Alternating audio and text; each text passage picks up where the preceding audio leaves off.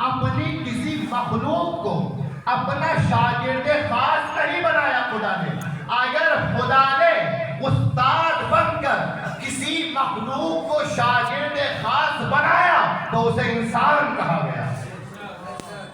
انسان تجھے افضل کیوں بنایا؟ اسی لیے بنایا کہ تجھے میں نے علم دیا، تجھے زندگی جینے کا سلیقہ اور طریقہ میں نے سکھایا. اللہ نے حیوانات پیدا کیے، پرندوں کو خلق کیا. پرندوں سے نہیں کہا کہ دیکھو علم حاصل کرو تو تمہیں ترقی ملے گی.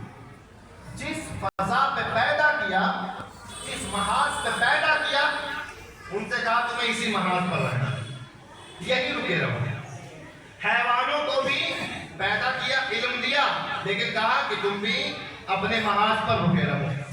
جتنی بھی اشیاء کو، مخلوقات کو خدا نے پیدا کیا، کہا کہ جہاں پیدا کیا ہے وہیں رکے رہو، اس سے آگے کا علم تمہارے لیے نہیں ہے.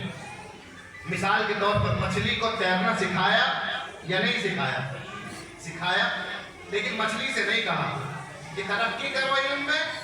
آج یہاں سمندر میں تیرنے کو ملے گا تو کل حوض کوثر میں تیرنا. مچھلیوں سے نہیں کہا. پرندوں کو اڑنا سکھایا خدا نے، لیکن پرندوں سے نہیں کہا کہ ترقی کرو. آج یہاں اڑ رہے ہو، کل جنت میں اڑو گے.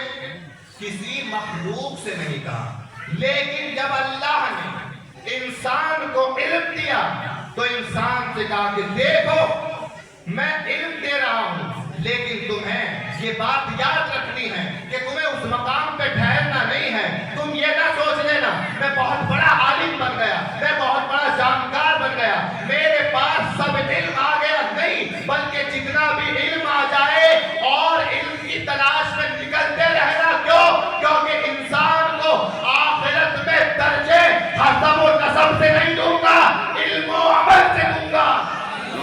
سبحان اللہ. آخرت میں حسب نسب دیکھ کر درجے معین نہیں ہوں گے، علم و عمل دیکھ کر. ہر مخلوق کو اسی کے محاذ پر رکھا. انسان سے کہا اپنے محاذ سے باہر نکلو، علم میں ترقی کرو.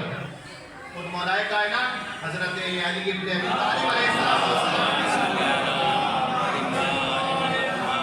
نہج البلاغہ میں کتنی مرتبہ علم کی تاکید کرتے ہیں. وہ مولا کہتے ہیں کہ انسان کے لیے، مومن کے لیے یہ بات سزاوار نہیں ہے کہ اس کے 2 دن ایک جیسے گزر جائے، بلکہ اس کا آنے والا دن علم کے اعتبار سے گزشتہ دن سے بہتر ہے.